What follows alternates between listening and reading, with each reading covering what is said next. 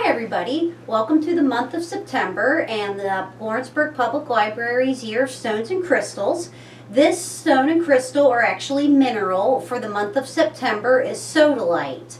And we're going to talk about the raw Sodalite that you're going to check out and take home, and then your cool little handout that has some fun factoids and some follow-up information that'll coincide with our YouTube.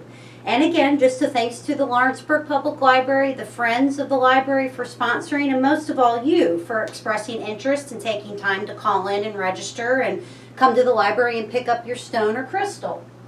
So again, for the month of September, we chose Sodalite. I chose it because it's very similar in color and in hue to the traditional birthstone for September, sapphire, that really rich kind of royal cobalt blue. Sodalite is not translucent like sapphire though. It's opaque, and it comes from the origin of the stone of salt, because you think of soda or sodium, the root. And then when I did a little bit of more research too, the SOD and the SOL, the solid and Latin root, oftentimes too means like solidarity, so like camaraderie. So there was a little bit of conflicting research about the root of the name, but I found both particularly interesting. So I thought I would introduce both ideas for the origin for their the name of Sodalite, and you could kind of research it a little bit on your own. The blue color, this beautiful, again, this cobalt royal, just like rich blue, kind of like when you think of a true blue, the color of Sodalite would come to mind. That traditionally, in many ancient traditions and metaphysical belief systems, facilitates the throat chakra, which is that rich, deep blue cobalt color when you look at the rainbow of colors in the chakra. And so it's dubbed, or its nickname in the stone and crystal and mineral community is the stone of communication. So Sodalite is oftentimes used as a tool for clear communication and to kind of communicate and speak clearly, say what you want to say and not what you don't want to say, and kind of be mindful of the things that you do say. And then again, to kind of tie it into the month of September, it's oftentimes associated as a metaphysical birthstone for the sign of Libra, which catches the very end of the month of September.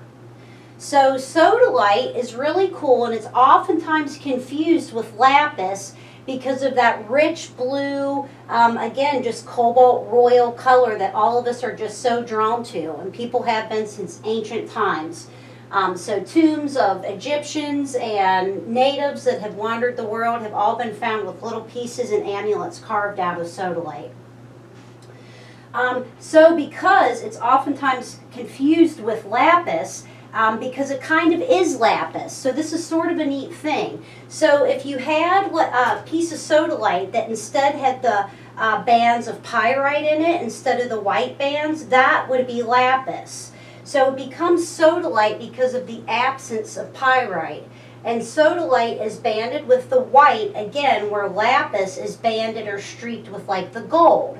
And the white and Sodalite is the high sodium, remember the stone of salt, concentration where it kind of marbles, I guess marbled might be a better word than bands, within the blue colors, and that shows the salt concentration, versus lapis lazuli, is banded with gold, and that shows the pyrite concentration. So even in the shop sometimes with tumbled and polished stones that we get in a piece of jewelry or something, it's easy even for me to confuse them. I'll have to get a magnifying glass out or go back and really look at my order closely to be sure that I don't accidentally confuse the two. Generally speaking, Sodalite is a little bit more abundant and affordable, and lapis is a little bit less abundant and more expensive. So if you're like stone and crystal and mineral hunting, that would help you determine the two as well. The Sodalite in your kit is a raw chunk, and it came from an area in Canada that isn't really terribly too far away from here. You could drive it in a day or maybe 2 days easy. And the area that it came from in Canada, it has the nickname of this Sodalite mine of Princess Blue, being the hue of the color. And then oftentimes we associate this cobalt or deep blue as like a royal blue too, right? But this from Canada is called the Princess Blue Mine, and it's kind of a cool piece of trivia. In the late 1800s and early 1900s, Canada was, ruled by England and royalty. And the Princess Margaret of England came and fell so much in love with the sodalite that was just abundant in the mines in the area of Canada when they brought her over from England to rule the new province, that she decorated her castle in the mineral. So again, this shows you the abundance, particularly in this mine in Canada. They would mine it out and cut slabs of it and basically turn it into tile, flooring, again, carve it into like amulets, vases, things of that nature, because she was so enamored with the beauty and the abundance of the sodalite. And it is a little bit softer in the world of minerals. It's a scale at about 5.5, sometimes 6. So lots of times you'll see it tumbled and polished or wire wrapped, but it's too soft to cut and facet like a harder gemstone, like a sapphire would be. So you can see where it's soapstone-like quality, where in the world of mineral and stones, it's pretty easy to cut and shape, where she would be able to pretty much just fill a castle with it. And that castle still stands today, and you can go if you ever get to that province in that area of Canada, and I think you just pay a small admission and tour it, kind of like a museum. So some ideas for your sodalite, since it does have this rich blue, and ours is raw, which means it's not tumbled or polished. Some customers have kind of turned me on to this idea, and it's really cool. Just if you want to keep it out on your nightstand, your windowsill, or even in your collection, and just kind of enhance and bring out that hue and those deep colors and marbles of the band and the white striation, you can oil it. And these can be as simple as just taking like olive oil or cooking oil and kind of working it into your sodalite. Usually after a few days it'll absorb in. You kind of use a paper towel and then wipe it again, and it kind of is a thirsty, because you think of the salt content. It absorbs a lot of that oil, and it kind of highlights and brings out like a richness in the color. Some customers do it, which I think is a really good idea, with maybe like an apricot or an almond oil, and then they'll scent it or carry it with like a lavender or orange or lemon essential oil. And then, so they'll use olive oil and put a few drops of their essential oil in the olive oil, and then they'll massage it into their raw sodalite or another raw crystal like rose quartz or something, and put it in a sunny window and kind of use it as a natural diffuser. So it diffuses the essential oil and brings out the nice pretty blue color with the vegetable oil too.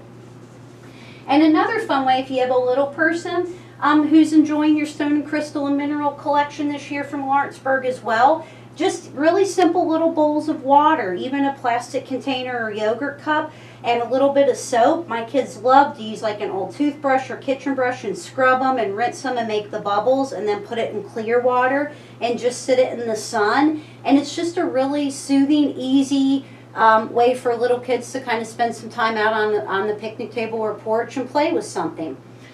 So those are just two super easy ideas. Again, always we could incorporate it into jewelry, into tools, wind chimes, wands, candles, all sorts of things. But my idea for this was to oil it and kind of think of ways to naturally enhance these bands and striations of the white and blue. So again, the month of September, from Lawrenceburg Public Library, the stone crystal, and technically remember this was a mineral, a rather soft one, is sodalite, known as the stone of salt or the stone of solidarity. The blue color is for the throat chakra, which dubs it the nickname the stone of communication.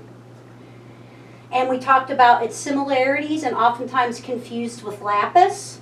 We talked about the piece in your own kit and how it comes from the area in Canada, and its color of sodalite is called Princess Blue. And we gave you a couple ideas of ways to kind of enhance the pretty colors and enjoy your 9th out of 12th collection for the year of Stones and Crystals. So again, I'm Carisa from 7th Street Gifts, a small family-owned and operated apothecary in Newport, open 7 days a week. You can find us online. Feel free to call for any questions. And thank you so much. See you next month, October, for the Stone of Carnelian.